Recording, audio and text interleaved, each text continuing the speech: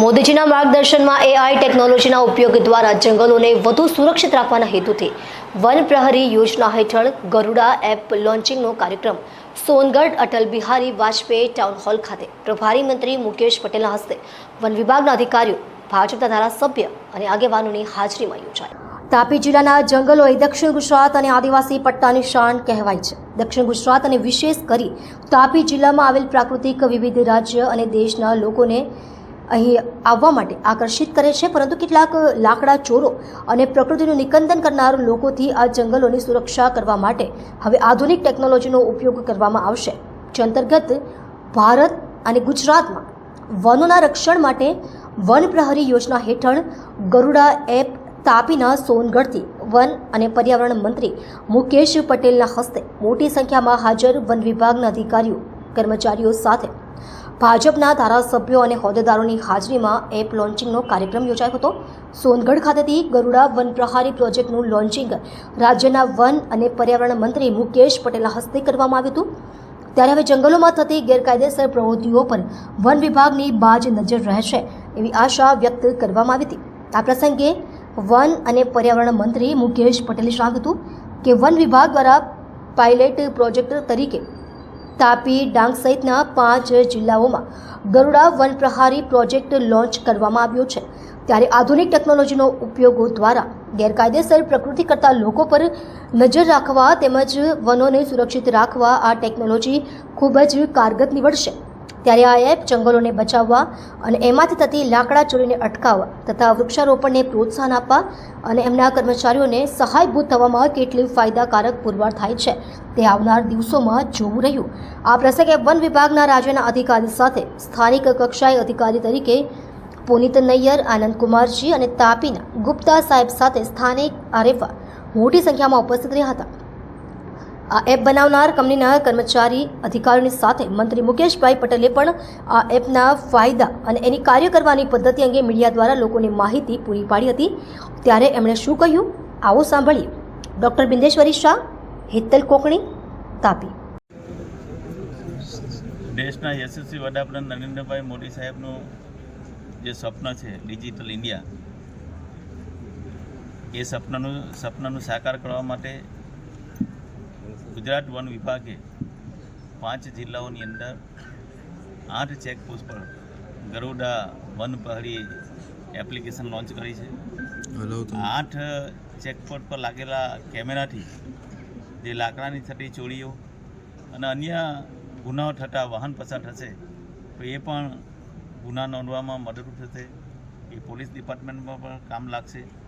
સાથે સાથે અમારા જે વનકર્મીઓ છે જંગલની અંદર બીટમાં જે જ્યાં ફરતા હોય છે એ ફરતા બીટગાળો પર નજર રાખવા માટે આ તમામ આરએફઓ પાસે, તમામ મારા ડીસીએફ પાસે, ગાંધીનગર ઓફિસ ખાતે આ જોઈન્ટ હશે। જ્યાં પણ બીટગાળ ક્યાં ફરે છે, શું કરે છે, કેટલી રેન્જ ફર્યા છે, એ તમામ માહિતીઓ આ એપ્લિકેશન દ્વારા ઉપલબ્ધ થશે। આ ભારતનો પહેલો પ્રોજેક્ટ છે જે આપણે તાપી જિલ્લાથી એની શરૂઆત કરી છે। અત્યારે તાપી જિલ્લાના 5 જિલ્લાના 8 ચેકપોસ્ટ પર આ લગાવ્યું છે। અમે આ 100% લગાવીશું।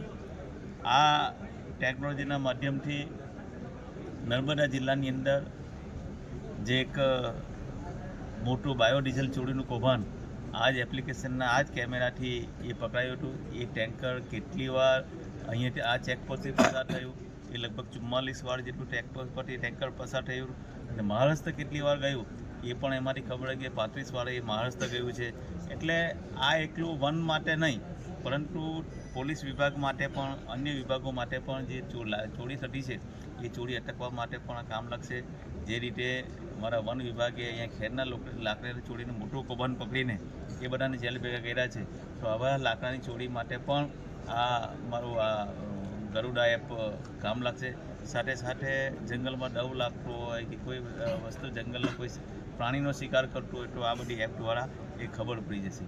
એટલા માટે આ દેશના વડાપ્રધાન મોદી સાહેબનું જે ડિજિટલ ઇન્ડિયાનું સપના છે એ સાકાર કરવા માટે હવે અમારા વન વિભાગના એઆઈનો પણ ઉપયોગ કરીએ છીએ।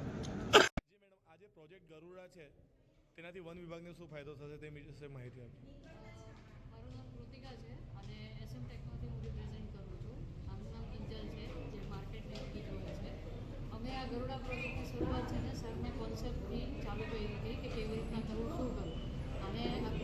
સિસ્ટમમાં અમે કન્વર્ટ કરીને ગરુડા અને પેટ્રોલિંગ જે સારી રીતના થઈ શકે એવી રીતના 2 પાર્ટમાં અમે કહી દીધું, જેનું વધારે ડિટેલમાં તમને કિંજલ સમજાવશે. ગરુડા પ્રોજેક્ટની મદદથી ડિપાર્ટમેન્ટની અંદર સૌથી પહેલો તો ફાયદો ફોરેસ્ટ ડિપાર્ટમેન્ટને એ થશે કે જેટલા પણ ફોરેસ્ટમાં અલગ અલગ ગુનાઓ બને છે, જેવી રીતે કે લાકડાની તસ્કરી થતી હોય છે અથવા કોઈ પણ વન્યજીવોને કોઈ પણ નુકસાન કરવામાં આવતું હોય છે, કોઈ પણ એવી વેહિકલની અવરજવર થતી હોય છે, તો એ તમામ ફોરેસ્ટ રિલેટેડ ગુનાઓ જેટલા પણ છે તેનું તરત જ એનું ડિટેક્શન થઈ જશે.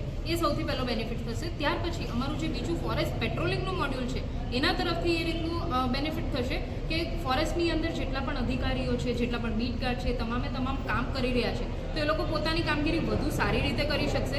ટેકનોલોજીની મદદથી એ લોકો ફિલ્ડમાં જ્યાં પણ ફોરેસ્ટની અંદર છે તો ત્યાંથી એમને આપણા ઉપરી અધિકારીઓને કોન્ટેક્ટ કરવો હોય કે કોઈ પણ ઇન્ફોર્મેશન માહિતી આપવી હોય તો એ within a fraction of second તેઓ પહોંચાડી શકે છે. અને આ જ બંને પ્રોજેક્ટની અંદર અમે ગુજરાત રાજ્ય ફોરેસ્ટ ડિપાર્ટમેન્ટ, માનનીય મંત્રી શ્રી મુકેશભાઈ પટેલ સાહેબ તેમજ ફોરેસ્ટ ડિપાર્ટમેન્ટના તમામ અધિકારીઓના ગાઈડન્સની મદદથી ગરુડા અને ફોરેસ્ટ પેટ્રોલિંગ વન પ્રહરી મોડ્યુલની અંદર પણ આવનારા સમયમાં ઘણા બધા અપડેટ્સ કરવા જઈ રહ્યા છે, જેની અંદર હજુ વધારે ડિટેલની અંદર કે કોઈક પણ વાહન અગર અવરજવર થઈ રહી છે તો એમાં શું કયા ડ્રાઈવર છે, કેટલા ચાલકો આવી રહ્યા છે અને એની જ સાથે ફોરેસ્ટ પેટ્રોલિંગને પણ અમે વધુમાં વધુ આધુનિક બનાવવા જઈ રહ્યા છીએ.